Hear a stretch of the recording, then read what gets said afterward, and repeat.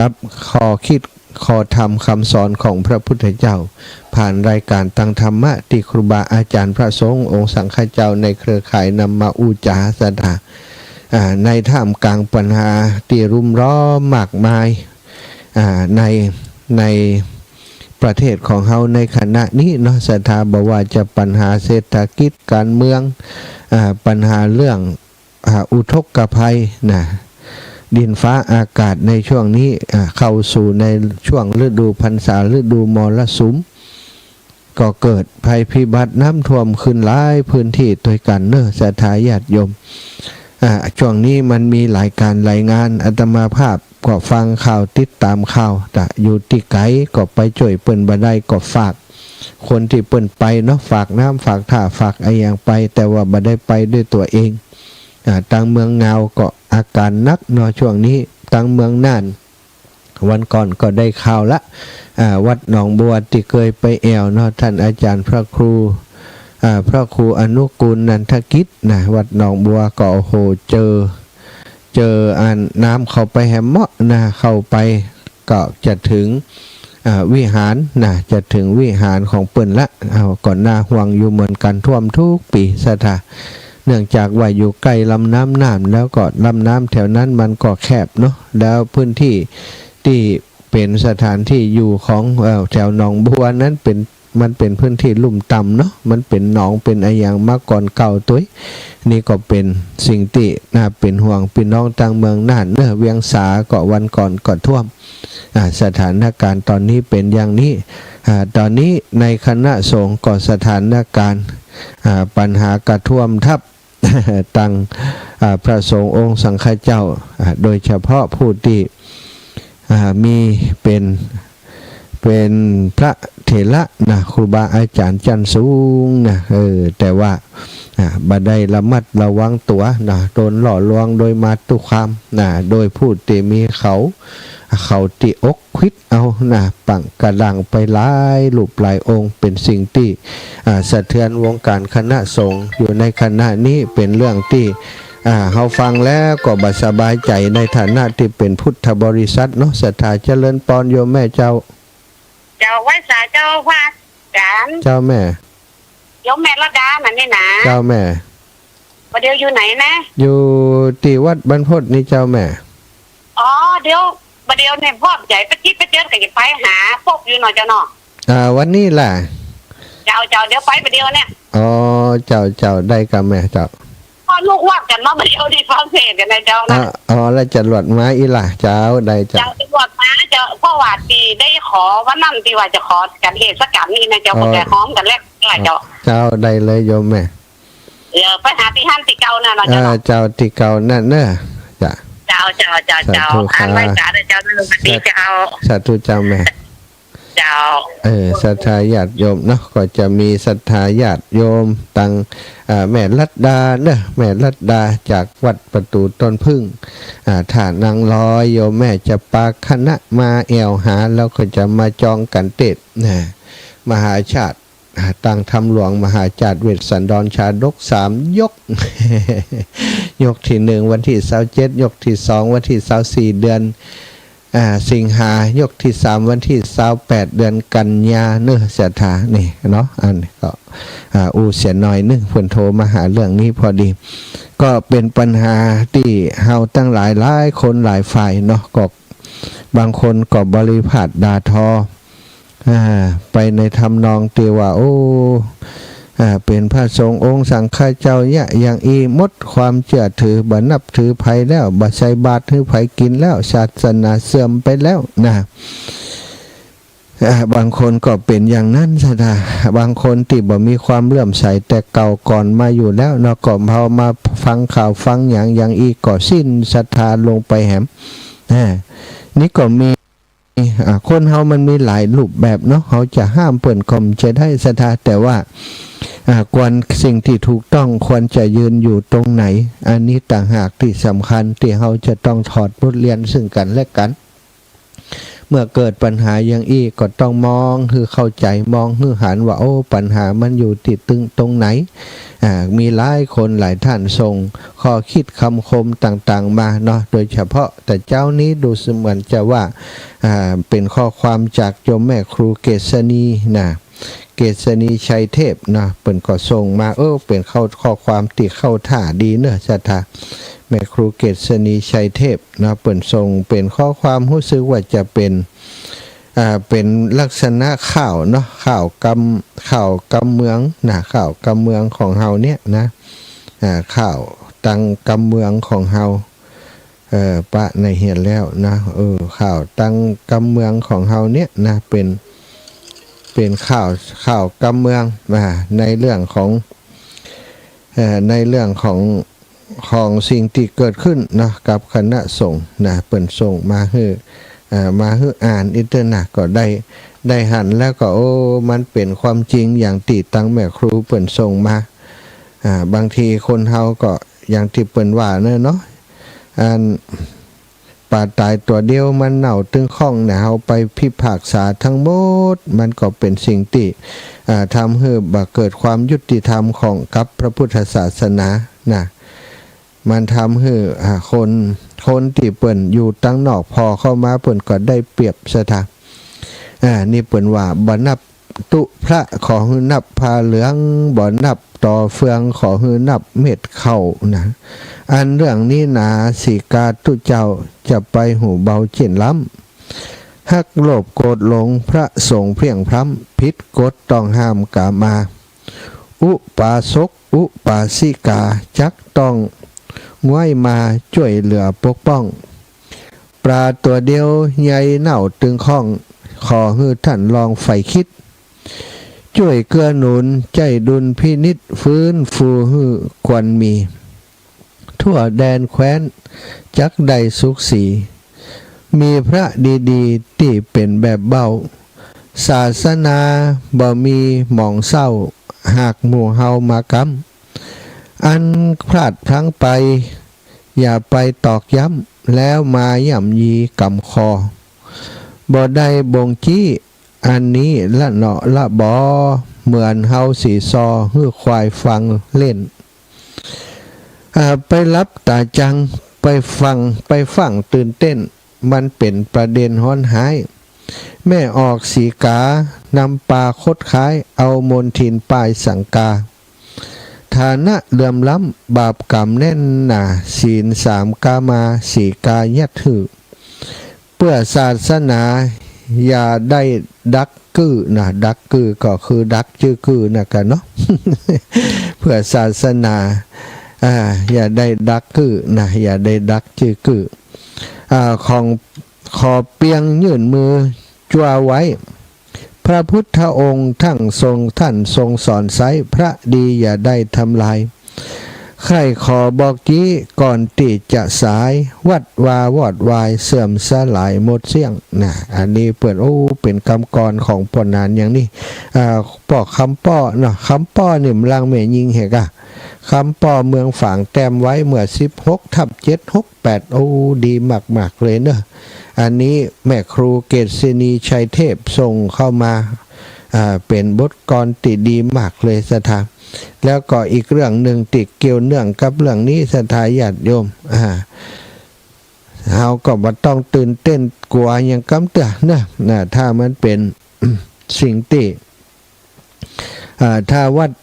ที่บ่มีปัญหาเนาะที่บ่มีปัญหาอย่างอี้ก็คงจะสามารถอยู่กันได้นะเปิ่นจัดระเบียบวัดใหม่ต่อ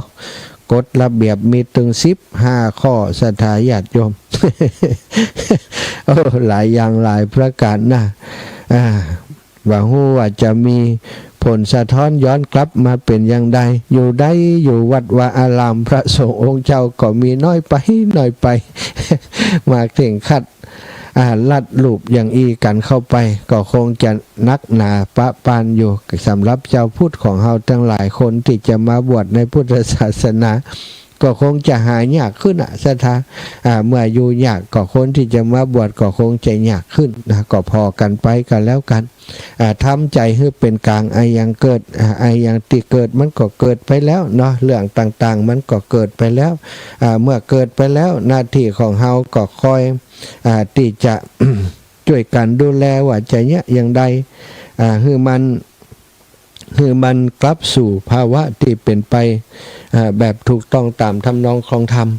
บัจใจว่าโอ้พอมันเป็นไปอย่างอีแล้วมาทับถมบุคคลของตัวศาสนาของตัวทำให้เปิ่นตีอยู่ต่างศาสนานั้นโป๊บมือใส่หมู่เฮาติพิษหัวกันอย่างอีเนาะต้องเมื่อมีการเพียงพล้ำก็ต้องมีการติอุปถัมภ์ช่วยเหลือกันอุปถัมภ์ช่วยเหลือกลุ่มที่เปิ่นเป็นพระสงฆ์ที่ดีนี้ต้องปกป้องไว้แล้วติ พิษศีลพิษธรรมถ้าเฮาพอแล้วนะในสายตาของเฮาว่าโอ้ครูบาอาจารย์ท่านนี้มีความสุ่มเสี่ยงที่จะเสียหายหรือว่าเสียหายไปแล้วทางหูข่าวก็ต้องบอกคือเปิ่นเสียดีๆจะไปให้มันเป็นข่าวเป็นข่าว สุขาละเพศไปดีๆงามๆนะก็ยังอยู่ในสังคมสบายอยู่แต่ถ้าว่าดื้อดึงอยู่อย่างติบเปิ่นเฮาหันเนี่ยสถาถ้าบ่มีพยานหลักฐานก็คงจะ บ่อยใบอยู่ฮะนะบ่มีอย่างเฮาถึงมีไปใส่ความอย่างอันอย่างอีกจำนวนด้วยหลักฐานนี่สถานนายพรานเนาะถูกดักบ่วงโดยนายพรานมักจะถูกดักบ่วงโดยนายพรานเหมือนกันนั่นแหละเนี่ยเป็นสิ่งที่เป็นอย่างนี้ นะเอาละวันนี้ก็ อู้ถึงสิ่งที่เป็นประโยชน์นะอู้สิ่งเป็นประโยชน์สิ่งที่เป็นประโยชน์ต่างๆซึ่งปรากฏอยู่ในโลกนั้นล้วนเป็นตัวแทนของคุณธรรมสถาเป็นตัวแทนของคุณธรรมทั้งสิ้นเช่นเป็นตัวแทนของความเมตตาความกรุณาความเสียสละความจงรักภักดีความกตัญญูกตเวทีเป็นต้นสิ่งที่เป็นประโยชน์ทั้งหลายนี่อย่างเฮาถึงว่านี่เฮาไว้นบครบย้ำพระพุทธรูปอันเป็นสารูปปิมปาของพระสัมมาสัมพุทธเจ้าเอามาเป็นสัญลักษณ์นะถ้าเอามาเป็นสัญลักษณ์พระพุทธเจ้าจริงๆอาจจะบ่มีหน้าตาเหมือนในรูปนี้ก็ได้แต่ว่าในรูปนี้ในรูปของพระพุทธรูปนั้นก็สอนปริศนาธรรมไว้หลายอย่างศรัทธาไปหารก็จะหารว่าการนั่งก็ดีการประทับนั่งก็ดีการประทับยืนก็ดีพระองค์ทรงอยู่ในอาการสำรวมสายตาทอดลงต่ำทำไมต้องสำรวมก็เพราะว่าสิ่งที่เป็นอันตรายในการดำรงชีวิตครองชีพของสมณะนะการเลี้ยงชีพโดยการติดต้องเปิ่งปลาอาศัยผู้อื่นต้องมีการสำรวมระวังในการปฏิบัติต่างๆสายตาที่ทอดลงต่ำนั้นเป็นลักษณะของการติดระมัดระวังบ่ให้กิเลสมันฟุ้งขึ้นสำหรับสอนสาวกทั้งหลายนั้นปิดหูเสียบ้างปิดตาเสียบ้างมันก็จะได้สุขสบายปิดหูสองข้างปิดปากหนึ่งข้างปิดตาเสียบ้างจะลุกนั่งก็สบายสถาตาที่ทอดลงต่ำแล้วก็มีพระภักติอิ่มเอิบอิ่มเอิบอิ่มเบิกบานโดยการที่อยู่ในสภาวะที่สำรวมเขาไปหันกราบพระเงยหน้าขึ้นไปหันพระพักของพระพุทธรูปพระพักของพระประธานซึ่งเป็นสารูปปิมปาของพระพุทธเจ้าเงยหน้าขึ้นไปเขาหันโซบตาพอพระพักนั้นก็มีความสุขใจสบายใจอิ่มใจหันถึงความเมตตากรุณาที่มันอยู่ในสายพระเนตรนั้นศรัทธาญาติโยมแม้ว่าพระองค์จะบาอยู่กับเฮาแล้วแต่ศิลปินเปิ่นทายทอดมาในภาพประติมากรรมปั้นต่างๆรูปปั้นรูปเหมือนต่างๆที่เปิ่นทำมาเป็นพระพุทธรูปนั้นทำให้เฮาได้หันแล้วก็สงบใจกับภาพที่เฮาหันนั้นเป็นสัญลักษณ์อันนี้ก็เป็นถ้าพระพุทธเจ้าบ่มีคุณงามความดีบ่มีคุณธรรมศรัทธาไผจะทำรูปปั้นรูปเหมือนสารูปปิมปาของพระองค์มาให้เฮาได้กราบได้สาหรือว่าทำขึ้นมาจะมีคนกราบคนสากะถ้าเปิ่นบ่มีคุณงามความดีบ่มีคุณธรรมเหมาะแก่การกราบไหว้นบน้อมคบย้ำกราบไหว้สา นะพระองค์มีความเมตตามีความกรุณามีความเสียสละทุกประการคุณธรรมทุกอย่างพระบริสุทธิ์ที่คุณพระมหากรุณาที่คุณพระปัญญาวิคุณก็ประเสริฐทั้งนั้นที่เป็นพระคุณของพระพุทธเจ้าเป็นผู้ที่เสด็จไปดีแล้วเป็นผู้ที่เป็นครูของเทวดาและมนุษย์ทั้งหลายนะสถาเป็นที่ยอมรับเอตนาของคนและเทวดาทั้งหลายชื่อเสียงของพระองค์แม้บัดนี้จะ 2,500 ปีแล้วนะชื่อเสียงของพระองค์ธรรมคำสอนของพระองค์ก็ยังคงอยู่คือเฮาได้ศึกษาคือเฮาได้ปฏิบัติยังเป็นอากาลิโกเป็นเอหิปัสสิโกเป็นโอปนยิโกเป็นสิ่งที่ควรน้อมเข้ามาใส่ตน สถานญาติโยมนี่สถานการนอกจากนี้นะก็ยังมีเฮาจะหันรูปปั้นรูปเหมือนของผู้ที่มีคุณูปการต่อโลกใบนี้นะบ่ว่าจะเป็นไผที่เป็นบุคคลสำคัญของโลกอย่างท่านมหาตมะคันธีก็ดีนี่สถาผู้กอบกู้อิสรภาพของประเทศอินเดียจากผู้ปกครองในสมัยนั้นก็ประเทศอังกฤษที่ปกครองอินเดียอยู่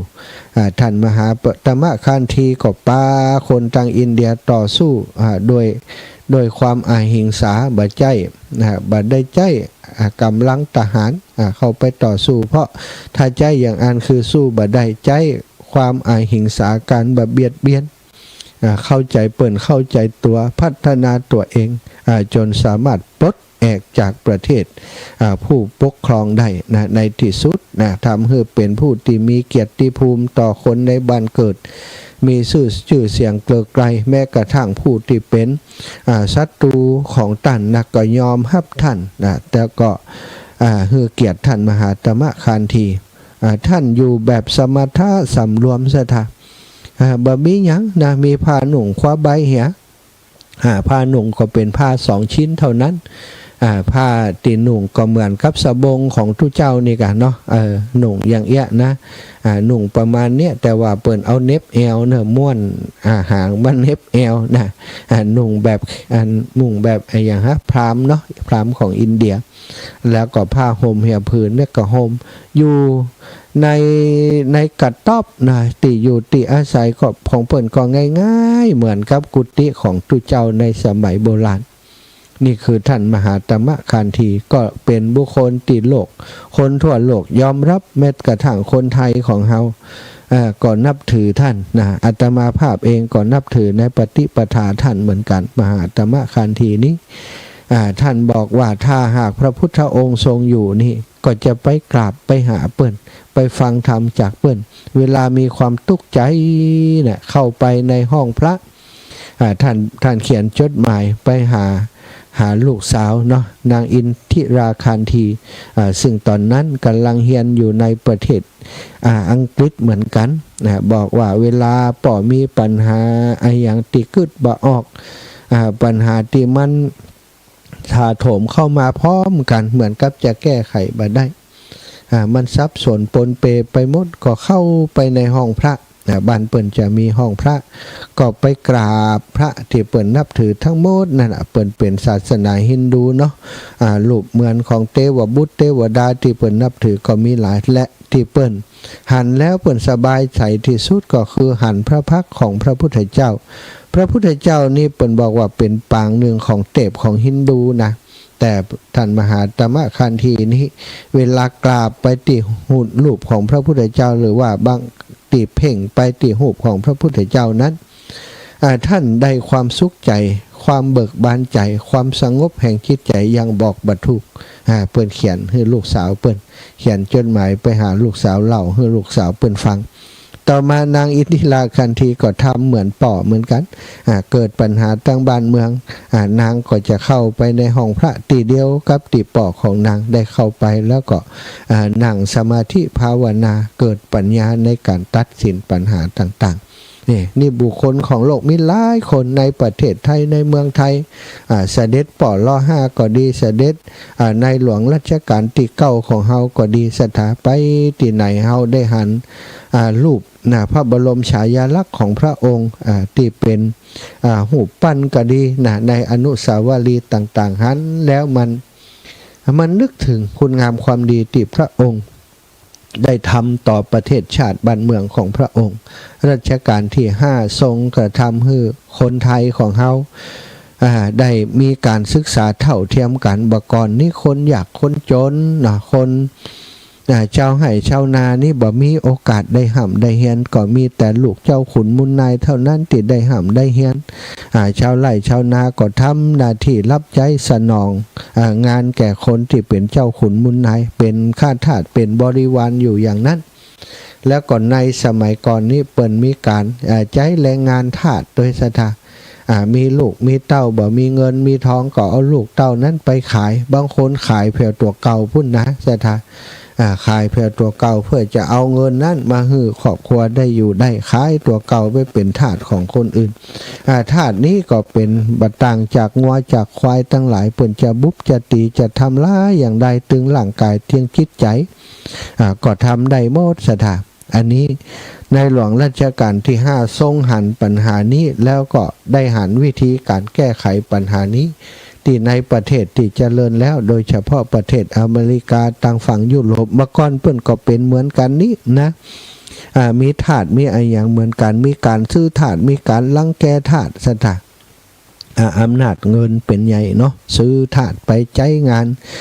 ใจจนตายสถางานที่เจ้านายทำบ่ได้ทาสจะต้องทำเพื่อใดบัดทำก็ถูกบุบถูกตี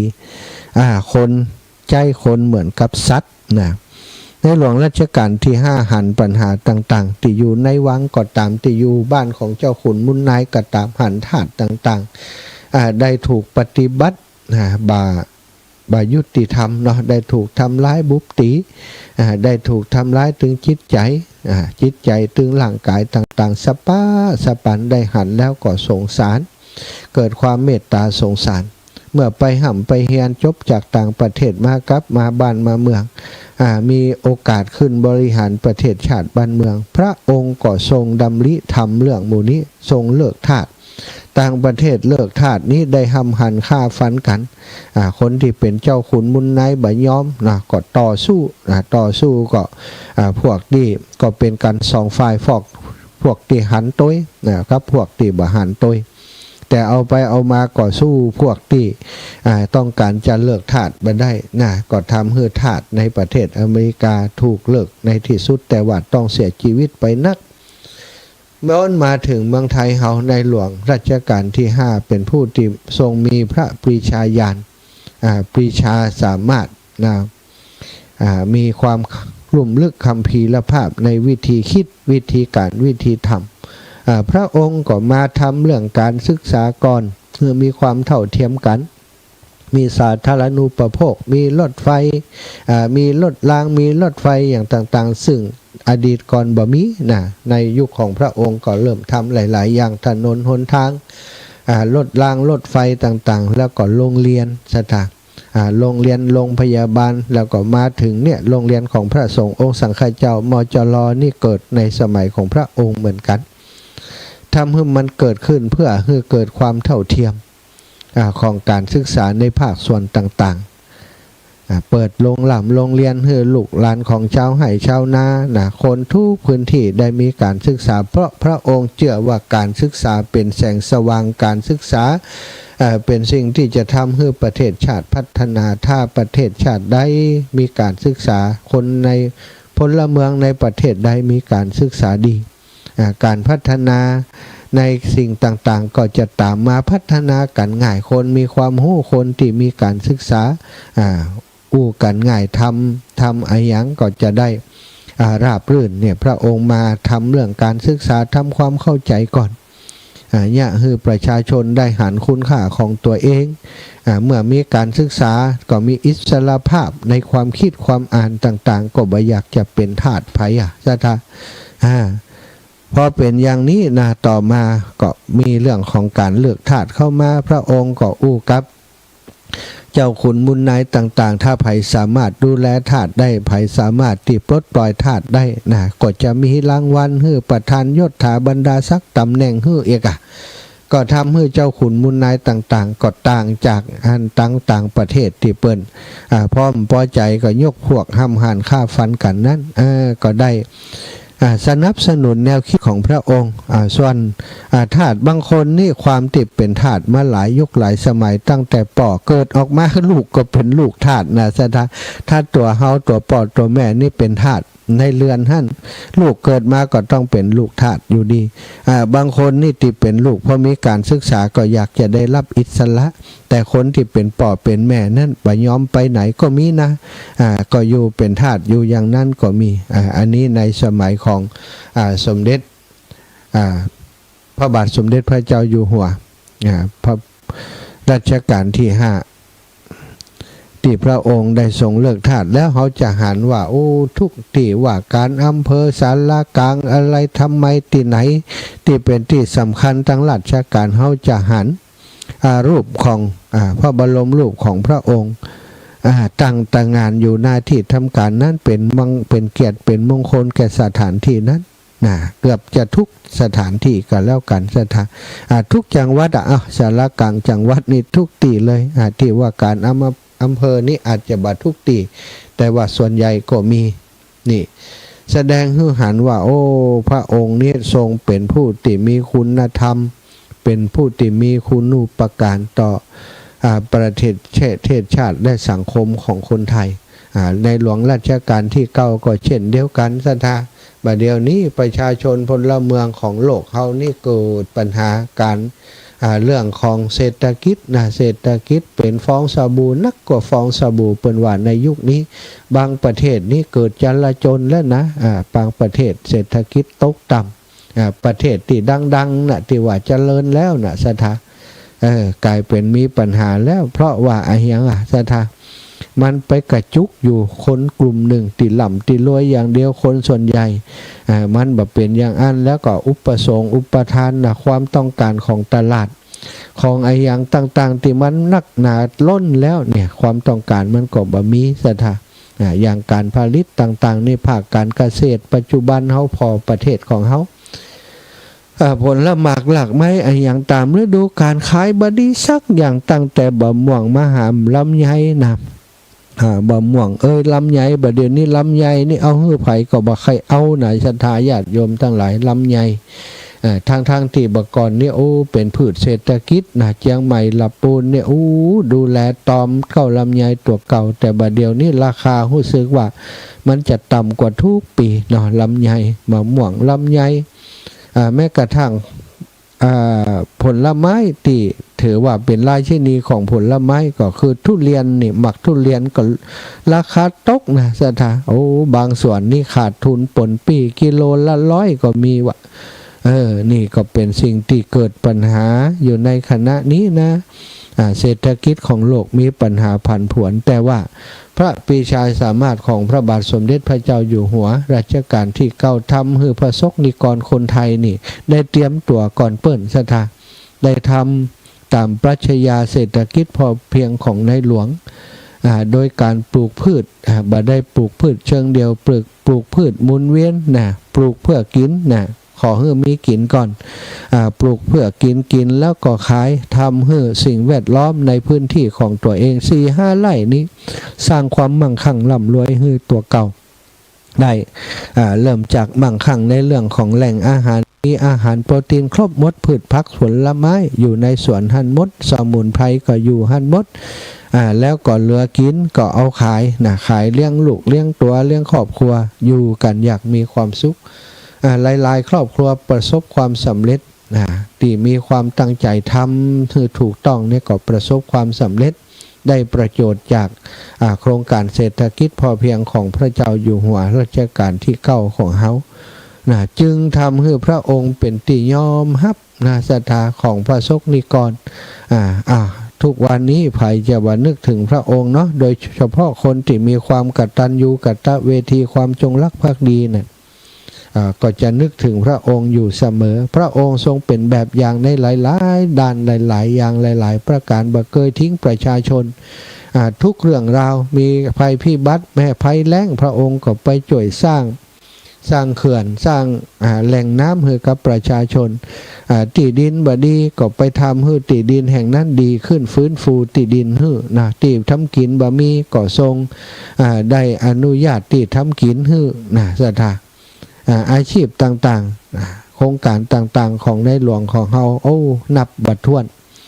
เป็นที่ยอมรับของนานาชาติในความพระปรีชาสามารถของพระองค์บ่ใจเป็นคนแค่คิดนะเป็นคนที่ทำตัวเป็นคนที่หู้จริงหู้ลึกในทุกศาสตร์ฝนแล้งก็มีฝนหลวงมาฮื้อศรัทธาญาติโยมลองคิดพอมีราชาประเทศไหนบ้านไหนเมืองไหนทำอย่างพระองค์พ่องทรงงานตลอดชีวิตตลอดชนชีพของพระองค์นี่คือในหลวงรัชกาลที่9ทำให้พระองค์อยู่ในจิตในใจของคนไทยก็ย้อนคุณธรรมทศพิธราชธรรมที่มีอยู่ในจิตใจของพระองค์อันนี้เขาว่าถึงสถาบันเบื้องสูงนะคนที่มีผลงานดีเด่นต่างๆแล้วก็มาลงมาระดับหลังๆระดับอย่างต่างๆนี่ศรัทธาญาติโยมทั้งหลายสิ่งที่เป็นประโยชน์ต่างๆที่ปรากฏอยู่อย่างเช่นสถานสงเคราะห์ต่างๆที่มันเกิดขึ้นได้ก็เพราะความเมตตาความกรุณาความเสียสละของบุคคลผู้ที่อยู่ในหน้าที่ตำแหน่งผู้ที่มีจิตใจเมตตาผู้ที่มีความกรุณามีความเสียสละ ได้จัดตั้งได้จัดทำขึ้นมาอนุสาวรีย์ของท่านผู้ทำประโยชน์ไว้แก่สังคมก็เป็นตัวแทนของความจงรักภักดีความกตัญญูกตเวทีของคนรุ่นหลังที่เชิดชูยกย่องให้คนทั้งหลายที่เฮาได้รับประโยชน์รับอานิสงส์จากคุณงามความดีจากความเมตตาของท่านทำให้เราอยู่ดีสบายได้เป็นแบบอย่างได้เป็นตัวอย่างในการดำเนินชีวิตได้ดำเนินชีวิตตามท่านเหล่านั้นโดยในนี้ศรัทธาญาติโยมความดีจึงเป็นมรดกอันประเสริฐที่คนดีได้ทิ้งไว้ให้แก่สังคมคนดีย่อมทิ้งรอยแห่งความดีไว้ตรงกันข้ามคนชั่วก็ทิ้งรอยแห่งความชั่วไว้เหมือนไฟไหม้ติดใดแล้วทิ้งรอยไหม้ไว้ที่นั้นนี่คนชั่วนะสิ่งที่เป็นโทษต่างๆในโลกก็ล้วนเป็นตัวแทนของอธรรมสิ่งบาดีบางามต่างๆที่เฮาหันที่เฮาได้ยินได้ฟังที่มันเกิดขึ้นนี้เป็นตัวแทนของอธรรมมันมีอยู่แล้วมันต้องมีอยู่แล้วนะสถาความโหดร้ายความโลภความหันแก่ตัวเป็นต้นการประทุษร้ายเบียดเบียนกันเป็นตัวแทนของความโหดร้ายที่มีอยู่ในตัวมนุษย์ตัวคนทุจริตเรื่องทรัพย์สินการชกชิงวิ่งเล่าการปล้นลักเป็นตัวแทนของความโลภความประพฤติกระทำเอาแต่ใจตัว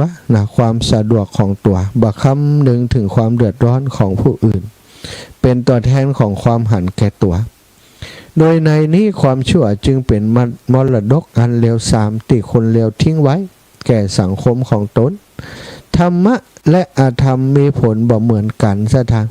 อธรรมมีผลเป็นความเสื่อมความทุกข์ความเดือดร้อนส่วนธรรมนั้นมีผลเป็นความสุขความเจริญแก่ตนและสังคมของตนจึงควรพอใจในการประพฤติธรรมและชักนำให้คนทั้งหลายประพฤติธรรมตัวถ้าเฮาดีอยู่คนเดียวแต่คนรอบข้างรอบตัวเฮายังบ่ดีเฮาย่อมบ่พ้นจากความเดือดร้อนเพราะว่าคนบ่ดีมันอยู่รอบตัวเฮาเนาะสุดท้ายก็นำความเดือดร้อนมาให้ศรัทธาญาติโยมละดูเวลาสำหรับชั่วโมงนี้นี่ก็เหลือแหม10 กว่านาทีก็จะปันเวลาแบ่งเวลามาสนทนาอู้จากันอู้จากันแลกเปลี่ยนเรียนรู้กันหรือว่ารายงานผลการรับฟังก็ได้ชั่วโมงต่อไปก็จะได้อู้จากันกิจกรรมใกล้จะถึงนี่แล้วไปตานเตียนพรรษาที่เสมิงไว้อู้กันในช่วงหน้าเนอะสถาช่วงนี้ก็จะขออนุญาตเปิดสายขอบคุณสารอ่านข้อความเกร็ดความรู้ดีๆที่พ่อครูประสงค์เทพศิริบ้านโถกหัวช้างได้ส่งมาทุกวันติไลน์ของอาตมาที่ข้อความที่นำมาอูจาเรียบเรียงเล่าหุสธาฟังตะกี้ ปอครูเปิ่นได้มาจากหนังสือเพื่อชีวิตดีๆโดยคุณวสินทร์อินทสระเนาะอาตมาก็บรรยายเพิ่มเติมเพื่อให้ศรัทธาเข้าใจง่ายแต่แหล่งที่มาก็คือจากหนังสือเพื่อชีวิตที่ดีโดยคุณวสินทร์อินทสระคัดลอกมาส่งมาให้โดยปอครูประสงค์เทพศิริกลั่นกรองมาเป็นอย่างดีขอบคุณปอครูมากมายเนอเป็นผู้รู้เป็นนักปราชญ์เป็นครูบาอาจารย์ที่เป็นครูตลอดชีวิตนะส่งมาตั้งหลายทุกวันขอความดีๆทั้งนั้นต้องขอบคุณปอครูประสงค์เป็นอย่างสูงนะอละศรัทธา08084417308088441730นะโทรเข้ามามาจ๋ามาสนทนากันได้นะเรื่องใดนะเอาเรื่องที่มันอยู่ในเรื่องที่เฮาอู้กันเนาะเฮาอู้กันสิ่งที่เป็นประโยชน์ต่างๆซึ่งปรากฏอยู่ในโลกล้วนเป็นตัวแทนของคุณธรรมทั้งสิ้นเป็นตัวแทนของความเมตตากรุณาความเสียสละความจงรักภักดีความกตัญญูกตเวทีเจริญพรโยมแม่บัวเย็นอาจารย์แม่คำน้อยคำมินบูธหอมแทนสั่งมา200แม่บุญมีบุญสวัสดิ์200เดี๋ยวกันเนอเร็วลำไปเร็วลำไปแม่ก็ไม่แม่คำน้อยคำอินบุตคำน้อยคำอินบุต200แม่บุญมีบุญสวัสดิ์200บุญมีเจ้าคำสวัสดิ์บุญสวัสดิ์กันบุญสวัสดิ์200เหมือนกันสาธุเด้อขอบคุณโอ้แม่สายพินมาได้อย่างใดนี่ ได้ยินกะได้ไว้จ้าจัดรายการอยู่อีแม่ได้ยินกะอ๋อเจ้าเฮ้กะว่าโทรซุ่มๆมะโทรไปจะนั่นน่ะอันลูกวัดน้ำเดียวไอ้เจ้าก็เลยเน้นเปิ้นอู้ทำมานี่ก็เปิ้นเปิดสายเจ้ากะอ๋อกะเจ้าแม่สบายดียังรายการขับฟังได้เจ้าดีกะเนาะได้ฟังจากทาง Facebook กะว่าทางใดฟังวิทยุเจ้าบ่ใครชัดแต่ตอนเจ้าที่มันข้าบัดเจ้าแท้ๆก็ได้ชัดเด่นดีน่ะประกาศวันที่1เป็นเจ้าเอาเสาไปตั้งที่หม่อนจิงจ้องเด้อแล้วก็เดินหลักสายลงมาโอ้โหนั่นเนาะไปคุณกันเพราะอันนะตุลุงเสมว่าอยู่บนได้ยินชัดอีหรอตุลุงว่านะเดี๋ยวบนได้ชัดเห็นดิขอบคุณอีแม่นะเป็นกำลังใจให้กันสาธุขอบคุณหลายๆเจ้าขอบคุณเจ้าแม่สายพินกัลยาบ่จ้อยให้ฟังสักหน่อยกะ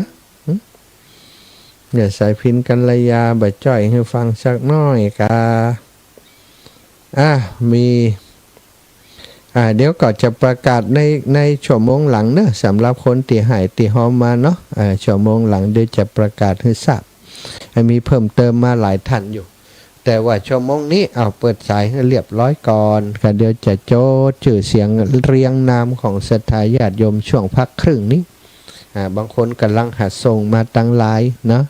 บางคนก็ส่งมาในช่องสนทนาทาง Facebook หัดจดตันบัดตันก็จะอ่านตามที่ส่งมาก่อนก็ได้เนาะขอบคุณทุกคนทุกท่านเนอะก็อูจากกันไปเนาะเรื่องของสิ่งที่เป็นประโยชน์ที่ปรากฏอยู่ในโลกสิ่งที่มันเป็นประโยชน์นะคงจะบ่อู้กันละเนาะมันเป็นประโยชน์ก็อู้ไปก็เป็นประโยชน์นะแน่มาไว้สาเจ้าแม่เดี๋ยวแม่ช่วยบอกบนึงจะไปทางไหนนี่โอ้ซอยอีแม่หันกันแล้วอีแม่หันนี่ก็แม่ลายซะมันจะมีซุ่มไม้ไผ่ทั้งหลุมหั่นน่ะอยู่หิมมันเดี๋ยวไปหลังไปดอกว่าลายซะสิมีซุ่มแล้วหันอีแม่หัน94ก็หิมดอกเก็บแต่งมาแล้วใจเห็นเขาสี94 น่ะเข้ามาตั้งนั้น เจ้าของหมาเนี่ยใครเป็นดูดีนี่เจ้าของหมาเนี่ย หมา เจ้าสี หมานักน่ะซุ่มเตียนซุ่มน้อยซุ่มตีมีอัน ตีมันนะ หันก็ซุ่มไม่ไผ่น่ะมันจะซุ่มตีไปวิหารนะ ซุ่มไม่ไผ่เจ้าก็ซุ่มน้อยๆกี่เดือน เจ้าสาธุมาจัดมัน เดี๋ยวแม่อยู่ที่รถตู้เนี่ย อีแม่ตรงมาเลย แม่อยู่ที่รถตู้นี่เนี่ย ตรงมาเลยกุฏิอยู่ไหนนี่กะ ตรงเจ้า สาธุเจ้า ข้าจับมาเนี่ยบ้างนี่ค่ะ ศรัทธาญาติโยมตะกี้ใครโทรมาแม่บุญเกียรตินะแม่บุญเกียรติแม่กุ้งเนาะเดี๋ยวขออนุญาตก่อนเนอะศรัทธาพอดีญาติโยมบ้านญาติโยมเพิ่นจะมาหอมเรื่องอันนั้นตั้งธรรมหลวงนั่นเนาะก็ขออนุญาตเปิดเพลงธรรมะให้ฟังก่อนเนาะเดี๋ยวจะ